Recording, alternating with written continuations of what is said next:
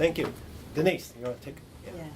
So first of all, thank you so much, John, for bringing all these people to me so that I could meet them and participate today. I'm really, again, excited to be here. So Kristen's, some of her key questions, I think, in this paper are: what shapes our relation to others? What should we give to others, and what should we keep for ourselves? How do we decide? Do our perceptions of others and our relation to them play a role in answering these questions? If so, how? And what do the answers to these questions tell us about politics? These are the questions that are at the center of Kristen's research, and which explore the depths of individual hope and despair during some of the most desolate moments of the human condition. In the paper that we're discussing today, Kristen tells us that these questions, as well as the answers that she finds, were prompted by the Rudolphs, who were ever attuned to following the clues wherever they would lead them. Clues that included not only facts and figures, but emotions and perceptions.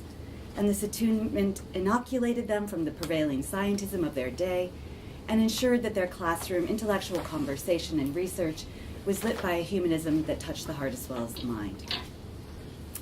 Their legacy is palpable in this paper and also bittersweet given the prevailing scientism of our day. But Kristen's paper does not invite melancholy for what has been lost or for what might have been. Instead, it conveys the emotional power of intellectual discovery when it occurs through conversation with others, and particularly when it sheds light on what it means to be human. All of this makes for an inspiring and memorable read. What follows are some of my thoughts in response to the central themes that Kristen elucidates, themes in her own work as well as that of the Rudolphs. I understand those themes to be the importance of psychology for understanding political leadership, the moral imagination and identity, and most importantly, narrative. And I'm going to come back to the theme of narrative a bit later and suggest that it is the heart and soul of the paper as it functions not only as a method but also as a touchstone for who Kristen and the Rudolphs are as people and scholars, that this is actually their identity and that is also a touchstone for the identity of interpretive scholarship. So let me begin with psychology and political leadership. In this section of the paper, Kristen focuses on the role of the charismatic leader, a central theme in the Rudolphs' work given the remarkable figure of Gandhi, of course. Kristen discusses the capacity of leaders to intensify or diffuse group hatreds with several sobering examples from our lifetimes. While this discussion rings true, I wanted to hear more from Kristen on the point of how and why charismatic leaders rally their followers. So instrumentalist scholars of ethnicity, for example, have made much of how xenophobic leaders are rational actors who activate latent ethnic differences among the population to catapult themselves into power.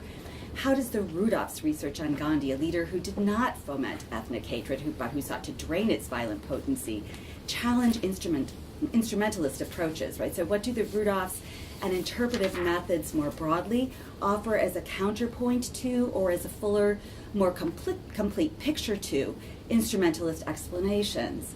And how might an interpretive approach help us to better understand our current crop of xenophobic leaders? For example, would the Rudolphs encourage us to think about social identity? Would they urge us to listen to stories from the American heartland as well as from the undocumented? So I want to turn next to what I think is the fascinating subject of moral imagination in the paper. Briefly, Kristen defines moral imagination as the ability, quote, to view moral issues in a different light, to imagine new possibilities, to consider not just the traditional options for acting in any given situation, unquote. Now, to illustrate this concept, she offers the poignant example of Gandhi's advice to Nehru, who killed a Muslim child. I found this discussion, of course, compelling and illustrative of what it is that sets the Rudolphs' research apart, and by extension, Kristen's. That is, the capacity to imagine what it would be like to live the lives of others and to understand their compulsions, which entails the belief that for scholars it is a moral duty to respond to those lives and emotions by communicating it to others through narrative. Now, before I turn to the central theme of narrative, let me say a little bit more about the moral imagination. In her discussion of moral imagination, Kristen describes it as a deviation from the quote-unquote traditional. Of course, this stopped me in my tracks because whenever one thinks of the Rudolphs, particularly someone like me who never was able to meet them, one thinks of their path-breaking rejection of the modernity tradition binary.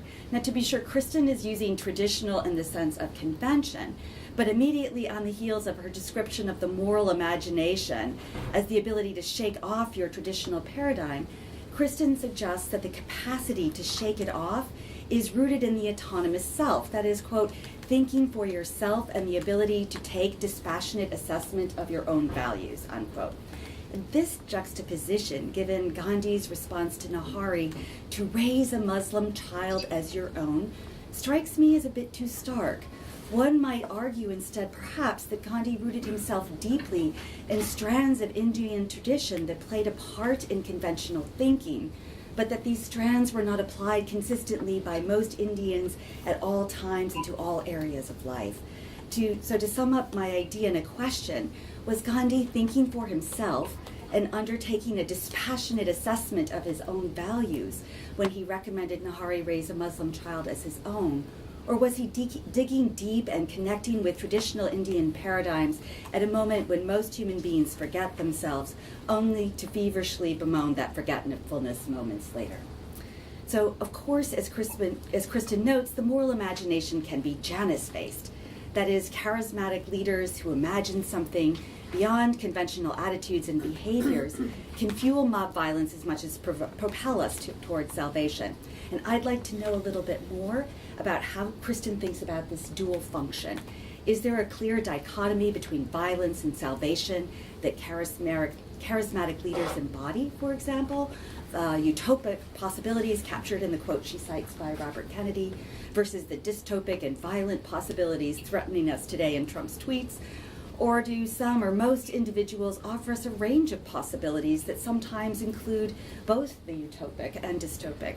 If this is not always a binary, but a more complicated set of relations among multiple imaginaries, what does this tell us about leadership and leaders? Can interpretive methods help us get some traction on this question? And if so, how? And lastly, on the topic of moral imagination, I'm wondering if Kristen might consider discussing how moral imagination might be connected to and yet be distinct from political responsibility, particularly as she's talking about political action. So to explain what I mean here, might visions of the future and actions to turn those visions into reality be motivated or justified not only by moral imaginings, but also by the weight of political responsibility both to our collective past and to our collective future. And by our collective past, I'm thinking about, say, reparations for slavery. By our future, I'm reminded of a famous quote by JFK, right, who says, ask not what your country can do for you, but what you can do for your country. So issues like slavery and quotes like this one do not, it seems to me, first call upon our moral imaginations, but our political responsibility as citizens to act. Yet it's certainly true that they also capture people's imaginations and invite us to grapple with one of Kristen's central motivating questions. Who am I and what is the right thing to do? So what is the relationship between a moral imagination and political responsibility? And are you investigating one even as you also focus on the other? So Kristen, of course, is deeply concerned with identity, not identity politics, but the essential questions of identity. Again, who am I and what is the right thing to do? In Kristen's case, asking these questions leads her to investigate the moral choices that people make, sometimes altruistic, sometimes not. While the altruistic examples in the paper inspire, the moments of dehumanization, of course, are chilling. How can anyone imagine another human being as a cockroach? Kristen's answer, the rallying call to war, cultivates this capacity in many of us. In reading the chilling depictions, I wondered if Kristen might consider using the word dehumanization and say something about the mechanisms that trigger this type of thinking. And I wonder if you might also consider juxtaposing dehumanization with the remarkable humanistic thinking and everyday humanism of the Rudolphs. So I guess I mean by that humanistic social science might most easily be embraced by those who can't imagine other human beings as cockroaches, who do not see strangers but human beings in your formulation. So to be clear, it's not simply that I'm suggesting that the Rudolphs were altruists, undoubtedly they most certainly were, but that we might think of interpretive methods and narrative in particular as the altruistic tool of social science, in that narrative refuses to dehumanize people and insistently demands that we see the world, and especially one another, in our glorious complexity. So I love the story of how Kristen came to altruism, the discipline. Hey everyone, look at all the cool things that rational choice explains. Let's gorge on it. And Kristen is like, excuse me, but what about all the stuff over here that you can't gorge on because rational choice predicts that it won't exist? So what about altruism? What can explain it? What does the very existence of altruism tell us about rational choice? And what does altruism tell us about social science? And I think that Kristen's definition of science at the end of the paper might help us answer this last question. Science, she tells us, is observing and allowing for the unexpected. It values the importance of surprise and will not be boxed in by conventional wisdom. It demands that scholars not play it safe and instead be guided by the world in front of them. This does not sound like Kuhn. And it does not sound like what can often be, in my experience, the suffocating social science of our discipline. Instead, it sounds like the science of Galileo, of those who transgress norms rather than embrace paradigms.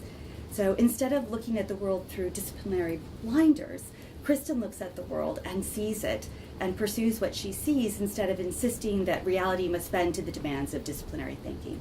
So your very short story of how you came to altruism, I think, is an essential lesson about how one does breakthrough research. So how do scholars come to possess the ability to take off our disciplinary blinders and not be suffocated? Is there anything in your experience with the Rudolphs that fueled your investigation of altruism? What way of thinking helped you at this critical juncture in your career? Could you elaborate a bit more on how you followed the clues? If I've read Kristen correctly, I think that one of the answers to these questions is the dominant theme of her paper. She followed the clues by turning to the real world and to living, breathing, talking human beings. And to do so, she relied upon narrative. So although she places narrative at the end of the paper, to my mind, it's the unifying thread holding the paper together, and it might serve you better if it were explicitly thematized as such at the outset. So I envision Kristen beginning with a compelling story, easy for her to do, but hard to choose because you have so many. And then she might tell us that stories, which are how people make sense of themselves in the world, also are critical for understanding political action. And in this paper, she's going to use stories to make sense of the Rudolphs and herself as a scholar of interpretive methods, and that she's also going to use stories to make sense of several eternal questions about the human condition. So returning to the theme then of narrative as it's discussed in the paper, what is its most valuable aspect according to Kristen? And she tells us that it is narrative's capacity to spark emotional connection with other human beings, and that connection is what politics and life itself is about. Kristen also tells us that silences in stories carry the power of connection because they breathe through lived experience. And she reminds us that the power of social science narratives is rooted in the reality that they are actual lived experiences as told by those who lived them. So once again, I think her methods point us back to the Rudolphs, who forged powerful connections with others. I think we might distill Kristen's research and that of the Rudolphs, perhaps, interpretive methods as well, down to a single word: connection. Right? So I just have one final selfish comment, and that is, if I could, I would put the quote by Otto Springer at the beginning of the chapter. He said, quote, "The hand of compassion was faster than the calculus of reason," unquote. And to me, this is what fieldwork, ethnography, deep knowledge of a place and a people brings: compassion. And compassion is, of course, what makes connection possible, which is why this quote is about the Rudolphs, it's about Kristen, and it conveys the essential ingredient for doing interpretive methods well. Thank you. Kristen. Yeah, I think I said in the paper that one of the things that I loved about the Rudolphs was that they would have the ability to show you something you never knew before. Of course, that Vivian referred to, and I think anybody who was in my cohort loved, was the psychosocial aspects of Subjection, Domination, Equality, colon. I'd never seen a colon in the title before. The study of the asymmetrical relationship. And they did a lot of psychoanalytic stuff, which was interesting. And then they had 4 relationships, and 3 were ones that I could have guessed. I don't know, the colonial one, the what they called race, and then they had gender. But the 4th one was one that kind of blew me away, which was generational.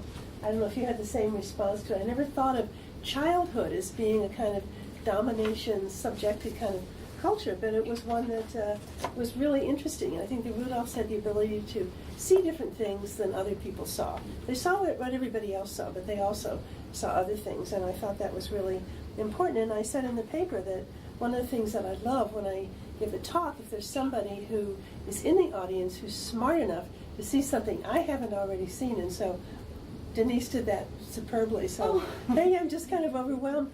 There's so many good questions. I'll have to get the note and try to respond more carefully, more thoroughly later. But just a couple points that you mentioned. You mentioned dehumanization, and you mentioned Otto Springer, and in The Hand of Compassion. The joke in my family for a while was that I had to have a body part in the title, so I had The Heart of Altruism, The Hand of Compassion, The Book of Stem Cells, and those books all, won prizes and got reviewed well, and then I, went off into something else. So if you don't have a body part, it isn't going to work. But in The Hand of Compassion, I have a long section where Otto Springer, who was a Czech rescuer who was ethnically German and could have left very easily. His company had offered him a job in India, actually, so he could have sat out the war pretty easily, but he stayed in Prague. He saved well over 100 Jews, married a woman who was Jewish in an open ceremony, and he ended up in concentration camp himself. And he told a story about being with a guard he said was from an area where there was a lot of inbreeding, and so he wasn't really that smart. And there he was, master of the universe, Otto said, with a big gun, and Otto said, "Did you ever have to use that?" And the guy said, "Yes, once I had to kill 6 Jews." And he said, "It isn't good to get an order like you have to be hard." And then he says, "But they weren't really human anymore." And Otto says, "That's the key. You distance. First of all, you make them the other. They're them and we're us, which is a social identity theory, which I think is so important here. And then and he goes into a very eloquent kind of description. You take food away and you take soap away, and then they end up a flesh-colored skeleton. And I think that is exactly the process that goes on. So we mentioned the term cockroaches, which was used in Burundi. And I actually, in the 3rd book I did in this trilogy, was Ethics in the Age of Terror and Genocide, and I wondered whether or not what I was seeing with the altruistic perspective was something that everybody had, and I was just looking at one part of the continuum. And so I actually interviewed some Nazis, which was a trip and a half, and a lot of other things. And genuinely, you have to pull out of yourself and realize, what are these people really saying to you? How are they viewing the world? Try to get inside their head. And that's what I think narrative is so good at, because you see how they shape things, the questions that they pose and the way they see things. And they really felt that they were people who were under attack from in the same way that you and I would view a cockroach or something like that. And so I think that distancing and dehumanization is very important when you have this kind of ethnic violence, and I think its leadership role is very critical there, because it can shape a narrative so it goes one way or another. Mm. And I'm interested both at the micro and the collective level, because I think, I know that most people here deal with more macro phenomena, but I kind of like looking at one, person, and I can't understand too many people. But it seemed to me that really is what goes on. So I have another book that I'm trying to look at, which is The Politics of Difference. And we start out by looking at age as a difference, because I think one of the things I realize is that differences are socially constructed. Why is it that we choose race, our skin color, our gender to our religion? I mean, why do I really care what how you worship? Why has this become politically important? And so I try to, in the book, which comes out of some class projects, I have students do narrative interviews with someone that's older person, and old has to be now older than I am. Can't be their parents. So they usually do grandparents, and one of the things that they find is they didn't realize what it's like, what it means to be different. And so I used the example in the book. We got into trouble with the IRB for reasons I won't bother to go into, but I still have a lot of interviews with my own mother, and I realized that empathy can take you only so far. And the story that I tell was that about 2 years before she died at 94, my mother was a great housekeeper, and she was coming down the hall. It was Thanksgiving. My daughter had been there. My daughter had made her bed, and I knew my mother was going to change those sheets on the bed. They were not going to go, sitting there. And so I had sneaked in and had done it, because my mother's using a walker at that point. And so I'm sneaking in to put the sheets on the bed, and my mother comes by, and she says, "What are you doing?" And so I'm just making the bed. And she looks at me, and with just absolute venom in her voice says, "You are a difficult child. You've always been a difficult child." And part of me was hurt because she was so angry. And I kind of divided. At first it was like, I wanted to laugh. At third, like, yeah, I'm really a horrible child. I'm making her bed. And secondly, it was like, what is going on in her head? And thirdly, I was kind of hurt that she would, and I thought empathy takes you maybe a third of the way there.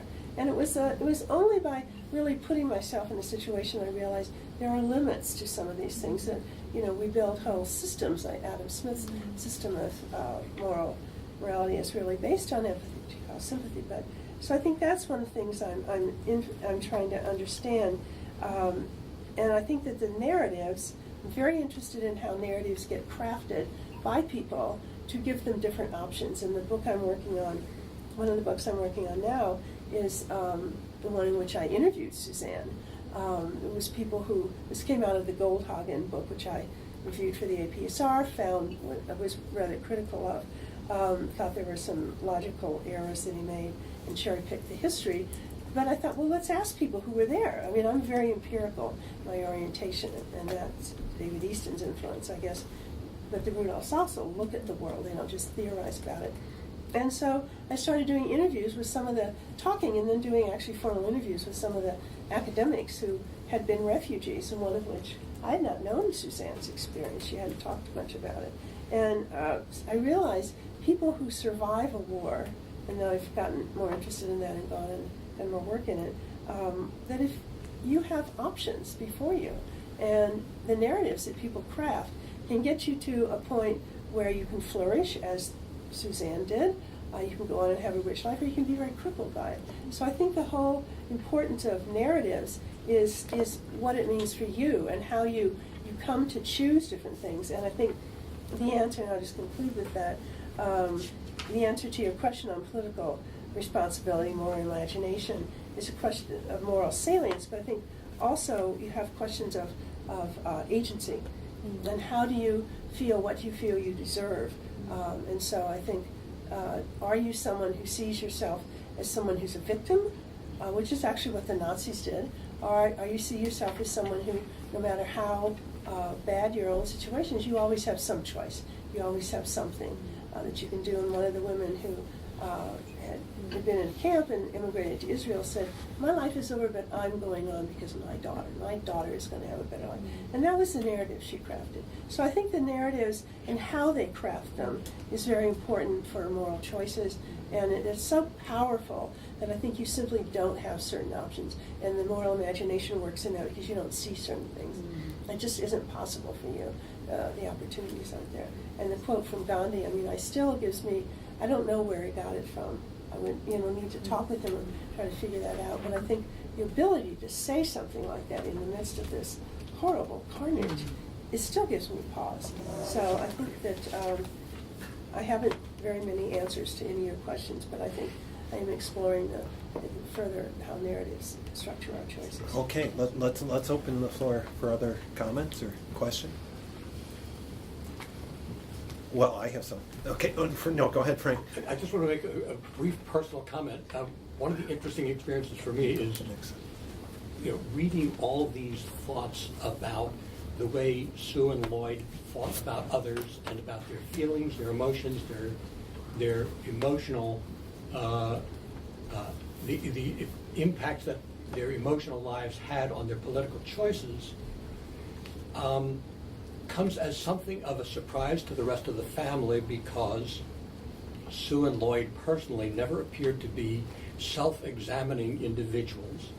And although they used psychoanalytic approaches in their work, they were not personally psychoanalytic with respect to themselves. And I never heard them discuss the impacts that their parents or their situations as children had on their approaches to their own work. And so it's, I mean, I don't know what that's so conclusions to interesting. draw from that, but, No, but I think there's a dichotomy going on there that is, Yeah. I think they used their work as an alternative to self-examination, but self-examination was not, unless, of course, those were in the conversations they had among themselves, because, of course, they were a single, in some ways, closed unit, the two of them. And those discussions may have occurred between themselves, but not with others. Okay, come on. I had this is sparked out of your writing than our conversations earlier and over time, but I was just thinking, if there is a humanizing aspect to narrative, then why do narratives tip in the direction of moral, tip in a moral direction? What is it about narratives that tips it in the moral direction? And the background to this is, I was just thinking, is there something in compassion or altruism that may trump rational interest? And why does it trump rational interest if both things are going on? And so you've explained it through several examples, but I'm still, what is the mechanism by which compassion ends up trumping? Like, what is the, not the sequence, but the mechanism? And so, going back to narratives, what does narrative reveal? So it's actually tied. Why does narrative tip in a moral direction? And then what does narrative reveal that other kinds of data might not? So what is peculiar to narrative or storytelling that we get that both tips it in the moral direction but also makes it useful better than other forms of data? Other forms of, So if you could say a little. It's not better Okay, than other forms of let's- data, but it shows you things that Right. you didn't Absolutely. expect. So let's group the questions since we're running a little bit behind in terms of schedule. Yeah, Leah. These are just kind of random thoughts. So Uh-huh. a couple of thoughts I had. One was I wondered if you had thought more about questions of embodiment, because even though the Rudolphs drew a lot on psychology, they did break in many ways. So for example, when they talked about Gandhi, they talked a lot about Gandhi's bodily practices. So there's a way in which their immersion within the cultural context in India also kind of broke with that kind of psychoanalytical tradition. And then the second thing, which has to do with like emotions like compassion, a lot of the more recent work, which has talked about emotions and sort of affective theory, has argued that it's not about different kinds of emotions, but it's about who gets included within that circle of emotions. So for example, a lot of the research in hate groups talks about how the discourses, the narratives in hate groups, which we think of as hate groups, are actually not about love. They're about love of nation, they're about love of, but the love is kind of, and the compassion is circumscribed. So the narrative, it's not about choosing between good versus bad emotions, but it's about how the narrative kind of circumscribes who counts as worthy, kind of as an embodiment of those emotions. Just a couple of random thoughts. Oh, I don't want to just. Oh, yeah. Dr. Schmidt has a question. Yeah, Vivian. Yeah, so I really like the paper, Kristen. It's really great. And it made me think a lot because given the work I do on discursive institutionalism, I would call you a discursive institutionalist. But at the same time, it seems to me you go beyond this because you do the psychology, emotion, empathy, whereas I'm much more focused on ideas, discursive interactions. Obviously, this is, what you're doing is something beyond that, and yet it sort of fits in. But my question really is, given what you're doing, it seems to me that your interlocutors are really rational choice scholars, rational choice institutionalists. And I think that's, quite clear as you address them, basically saying they're wrong. And I find that fascinating. What I would like to hear more about is that kind of interaction. Are you able to persuade them? How do you see yourself related to the rational choice institutionalists? Because what I see looking at the discipline is there are a range of people who disagree with the various institutionalisms, whether rational choice or it's logical, but they're in dialogue with them. And I see you very much in a dialogue with the rational choice institutionalists. So I'd just like to hear more about that dialogue, how you see yourself interacting with them. And I think this is tremendously important and demonstrates the limits of rational choice. But what kinds of responses do you get, and how does that work out? All right, I'm going to add one more comment then, which actually I really think, part of when I comment on your paper, Vivian, it's going to be comparing the two, because I think you're right. But anyway,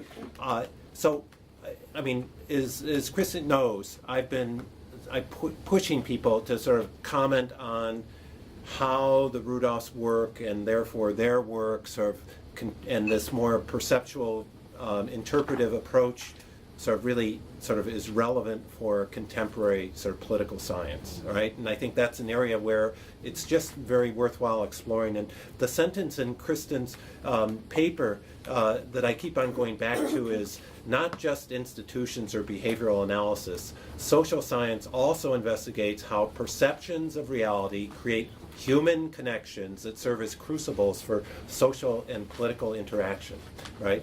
And to me, that's, I think, crucial to your work, and it's crucial, I think, to the Rudolph's work. I was very struck, Vivian, you have this, it's not quite a quote, but from Wittgenstein, where you contrast looking at the world through experience, pictures of the world through experience, or looking at the world through experience or looking at the world through pictures, referring to the pictures that social scientists create. And it's very clear that Christie comes down much more in terms of looking at the world through experience, and narrative gives you access to that. Along those lines, it strikes me that there are two things that I would really think it would be wonderful if you could sort of elaborate a little bit more in the context of broader social science. That is, that you actually see the consequences of these connections as being two possible alternatives. One is humanization, right? So your work on altruism is based on humanization. But as Denise points out, the other is dehumanization, right? And so I'd be really interested to think about, okay, so what consequences does that possibility have for social science analysis? Do more conventional social science in their analysis really, are they able to address that issue and its consequences? So that's one area that I think is really interesting and filled with a lot of seminal thinking. The other is that in your arguments about relationships, you highlight the importance of not only human connections, but also emotions in those human connections. And I'm wondering, you also allude to the importance of leadership, and I'm wondering a little bit about how all this relates to charisma, right? That is, is I think the Rudolphs would argue in some ways, and certainly Weber would argue in some ways, modern democratic politics sort of increases the scope for charisma in politics. And in these days where I think people like Trump, they make all of these claims and campaign suggestions that sort of evoke almost these sort of subconscious prejudices that people have. I'd be interested in having you sort of think a little bit about and elaborate in your paper a little bit about sort of what these human connections say about charisma and political leadership. Yeah. Okay, again, too much to respond to, really. I think you're right that Trump probably, maybe some of his appeal can be explained through charisma. He's trying to do some research with people I had from small town America who I'd gone to high school with, because I grew up in southern Illinois near St. Louis. And they were talking, and there was some policy issues that I could say, well, immigration and abortion and things. But then when it got down to it and I wanted to do interviews with them, they didn't want to do it. But it was all about charisma. It was like, yeah, the guy's crazy, but you gotta love him. And I'm thinking, no, I don't, but you do. So charisma is an interesting thing. Vivian's question, easy to answer. I really was kind of sort of saw myself as a racial choice person. You know, I took another year or two at Chicago, just audited courses in economics. Folk was on my thesis committee. I did econometric models. I would go to conferences when I started looking at this, which was, you know, stepping back and looking at the forest for the trees kind of thing after I finished the first book. And I got beat up really badly at one conference. And then I kept kind of slogging away and doing the stories. And when the book came, then I was on a panel with some of the same economists. And Howard Margolis said, "What's the big deal, Kristen? Everybody admits that altruism exists." And it was like, you didn't 2 years ago. So I think the answer is, I did convince him, it wasn't me, it was the stories that did it. But I think it slowed people down enough, they had to read the stories. This Hand of Compassion book, I know one of the readers was Bob Jervis, and the review said, I just intended to skim through the stories and read the end. He said I couldn't put the stories down, I read every word of them. So I think the stories were so compelling that they slow people down enough and kind of say, okay, maybe something different is going on here. And that was what happened to me. I kept going and asking people, expecting them to say certain things, and they didn't say those. They kept saying other stuff. And that was, I remember one woman I was talking to, and I said, she just talks about, she was married to a very wealthy man who owns a big fur company in New York, and they sell furs to all these kind of movie stars and celebrities. And she could have spent her time hanging out with them, but she'd gone to take food to her son's Christmas party, and she said, I made a wrong turn, which was a right turn, and she ended up with all these party favors in the room for what they call special ed kids. And there were no decorations, nothing for them, and she said, I should have taken the food to my son's class, but I couldn't do it. I gave it to them instead. So she started, which for a mother I think would be hard to do, to be honest with you. And then so she started this camp, and Camp Isabel, and she talks about you work with a little girl who's been very slow, who's been sexually or emotionally abused by somebody, and it takes you weeks and weeks, and she finally smiles at you, and it's just such a thrill. And I said, well, yeah, okay, that's what, I go to a lot of conferences with economists, and they'll say, when I tell them that story, they'll say, well, yeah, she bought herself something, that's, you know, she wanted that thrill. And she interrupted me and she said, oh, that's very cynical. What comes around goes around, yes. Or what goes around comes around, yes, but that's not why you do it. And I thought that was the thing that struck me, that the stories were just, you know, I would be going in one direction and just kind of slap me in the face and say, listen, you stupid academic, it's not the way people operate in the real world. And so I had to really kind of throw out everything that I'd been taught, and none of it worked, and I had to kind of develop some new theory of my own. And so I think that being empirical is really important, and I think it doesn't, I don't want to say that narrative data are the better data. I think data show you things that other data can't show you, but other data will show you things narrative stuff won't. But I do think that Denise's point about narrative having the ability to humanize things, I think is very important. And I think it's interesting, the Rudolphs, I think, recognized long before, you know, Kahneman and Tversky did all this work on palette statistical data not having the same impact that, you know, one anecdotal thing does. But they knew that, I think, instinctively, and behaved that way. Great.